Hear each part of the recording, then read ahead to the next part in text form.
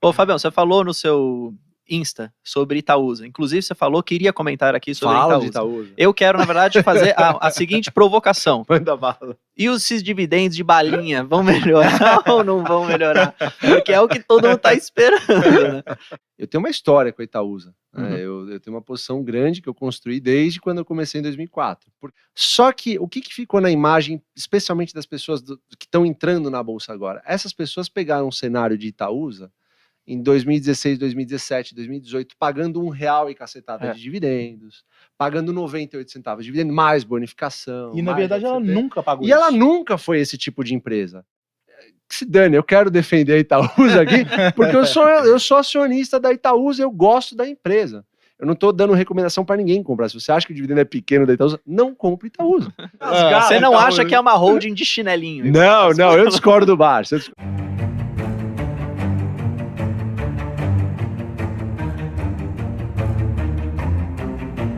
Ô, Fabião, você falou no seu Insta sobre Itaúsa. Inclusive, você falou que iria comentar aqui sobre Fala de Itaúsa. Itaúsa. Eu quero, na verdade, fazer a seguinte provocação. Manda bala. E esses dividendos de balinha vão melhorar ou não vão melhorar? Porque é o que todo mundo tá esperando, né? Quem tem. E aí eu entendo, na verdade, que a Itaúsa também tem, e me corrija, porque eu não acompanho muito, mas Sim. também mudou um pouco do que era Itaúsa lá atrás para o que é hoje. Eu vejo hoje Itaúsa também como um bom alocador de capital, teoricamente, assim, em outras empresas. Para mim, um dos melhores. Que, na verdade, talvez até no curto prazo eles não estão olhando muito pro dividendo de hoje, talvez pro dividendo lá da frente. Como que você vê assim? Cara, quando eu falei que ia falar da Itaúsa, é porque eu acho que eu sobrei lá da Itaúsa, o Barça vendeu. Então, o Barça falou mal dela. Mal, entre aspas, né? Lógico. Mas assim, a gente tem que sempre entender contextos, né? Antes de entender racionais, né? De compras de determinadas empresas. Eu tenho uma história com a Itaúsa. Né? Eu tenho uma posição grande que eu construí desde quando eu comecei em 2004, porque eu gostava da empresa. Eu não entendia muito de ação, mas eu gostava naquela época. Eu falava, porra, o Itaú, olha que legal, é uma empresa que me atende em tudo, tal. Eu não precisava ir tanto em caixa já naquela época, hein, que era uma época que a galera... Foi assim minha análise, extremamente crua lá no começo. Conforme o tempo vai passando, assim, a Itaúsa ela foi desenvolvendo em mim uma consciência do que é ser um acionista de longo prazo. Eu sempre brinco com a galera, eu já tive o Itaúsa e já tive o Unipar. A Unipar, eu brinco com o G, isso aí. A Unipar deu muito mais dinheiro que a Itaúsa, mas a Itaúsa, eu ficaria com ela tranquilamente. Eu gostei muito, a jornada com a Itaúsa foi muito mais feliz do que com a Unipar. E eu explico por quê.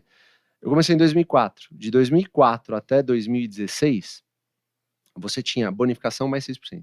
Bonificação mais 6% de dividendo. Exato. Então, 10% de papel, mais 6% de dividendo. 10% de papel, mais 6% de dividendo. Uma empresa que foi crescendo, foi ganhando muito corpo, Itaú tomou uma relevância absurda. Enquanto a Unipar, que hoje é a queridinha da Bolsa, ficou de 2004 até 2016 a ver navios, fazendo projetos ruins, projetos que... a gente não diz projetos ruins, projetos que acabaram não dando tão certo como a empresa esperava, né? Ninguém erra, sei lá, por querer, né? Projetos que acabaram não dando certo. Tal. Então, assim, a Itaúsa me educou nesse cenário, né? E se você for ver, a empresa, ela nunca foi uma empresa de dar dividendos gigantescos como uma Taesa da vida. A Taesa é uma elétrica, é outro negócio, é outra história, outro contexto e tudo mais. Só que o que ficou na imagem, especialmente das pessoas que estão entrando na Bolsa agora? Essas pessoas pegaram um cenário de Itaúsa em 2016, 2017, 2018, pagando R$1 e cacetada de dividendos, pagando 98 centavos de dividendo, mais bonificação. E na verdade ela nunca pagou isso. E ela nunca foi esse tipo de empresa. Ela fez isso momentaneamente porque estava rolando um excesso um excedente de capital, e eles não tinham o que fazer com dinheiro. Por que uma empresa distribui dividendo? Porque ela não tem onde alocar o capital de maneira melhor. E é ineficiente deixar tudo parado no caixa. Exatamente. Então ela fala, pô, o que eu vou fazer? Como é que o meu acionista fica melhor aqui? Como é que eu vou remunerar isso com empresas que, obviamente, têm uma característica e um histórico de boa governança, belíssima pagador de dividendos, um bom controlador, que é o caso da Itaúsa, né? Então ela fala assim, pô, o que eu vou fazer com esse dinheiro? Não, vou distribuir para acionista. Foi o caso de 2016, 2017, 2018. Então a galera que reclama das merrequinhas de 2 centavos e tudo mais, pega geralmente essa época e adota como se fosse o benchmark da Itaúsa. A Itaúsa nunca foi isso. para mim, é um caso clássico, até o Setúbal falou hoje, inclusive, uma coisa que eu também, como acionista, vejo. A Itaúsa, para mim, é um caso de dividendo e crescimento, porque é uma empresa que dá cerca dos seus 6% ao ano, costuma dar bonificação de 10% agora, ao ano, acabou soltando uma subscrição de capital e a justificativa do controlador foi que o melhor emprego do capital agora, que vai ser fruto da subscrição, é justamente para pagar a dívida. Esse é o melhor emprego que tem exigido do capital agora. Se o melhor emprego fosse comprar ação, a gente ia recomprar ação. Se o melhor emprego fosse dar dividendo, a gente ia dar dividendo. Por que ela não faz isso, então? Porque ela tem projetos bons no pipeline dela que vão fazer ela crescer gerando mais dividendos no futuro. Então, a gente não analisa uma empresa como uma foto. Eu não quero saber o que foi a Itaúsa nos últimos 3, 4 anos. Eu quero saber como foi a Itaúsa nos últimos 20 anos. Agora, estou comprando Itaúsa hoje, eu não estou comprando Itaúsa, mas tem um preço, e ano passado aconteceu isso, abaixo de R$8, alguma coisa que aconteceu, ela pagava muito mais de 6% ao ano de dividendo. Por que ninguém fala isso também? Então, assim, eu não quero... Que se dane, eu quero defender a Itaúsa aqui, porque eu sou acionista da Itaúsa, eu gosto da empresa. Eu não estou dando recomendação para ninguém comprar. Se você acha que o dividendo é pequeno da Itaúsa, não compre Itaúsa. Agora, eu sou acionista, eu quero ver a empresa bem, e eu sempre vi a empresa bem. Ela me educou no mercado de capitais. Brunão, estendi demais, mas eu preciso falar que tá bem. Não, tá ótimo. Então quer dizer, calma aí, então quer dizer que você não acha que a gente tá aqui de camarote. Você não acha que é uma holding de chinelinho? Não, eu discordo do Barsi. O Barsi, assim, o Barsi pra mim é o Pelé dos negócios. É meu professor, meu mentor. Eu não tenho como falar mais elogios ao Barsi do que eu sempre falo. Mas, assim, eu acredito que o contexto do Barsi era outro nesse sentido. Ele tem posições maiores em outros 2 bancos, no caso, o Banco do Brasil, o Santander, e não tinha uma posição tão grande de Itaúsa. E ele acabou se desfazendo. E ele tem um racional que deve ser extremamente respeitado. A galera, Brunão, é muito, muito emotiva. Então, assim, o Barsi fala que, pô, ele não compra por causa disso, e a galera replica. Vai saindo como se fosse só o que posso fazer. Eu fico imaginando a galera, tipo assim, a gente vive falando isso nas nossas lives. O Barsi falou que comprou o IRB. O Barsi, ele tem um capital gigantesco, ele já passou por tanta coisa, ele tem uma paciência que você que tá desse lado aí, tá começando agora, não tem. Exato. O IRB, ele estudou isso. Vamos supor que o IRB dê certo daqui a 9 anos.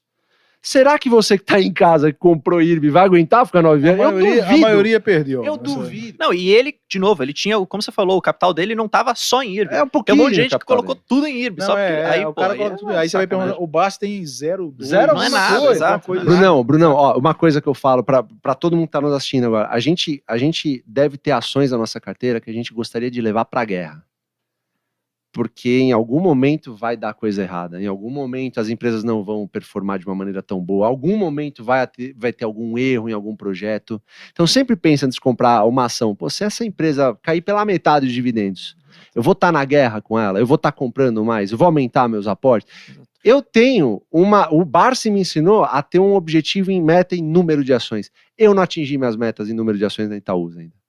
Então, caindo mais, eu estarei lá fortificando minha posição. Essa é a minha opinião, ninguém tem que concordar com isso.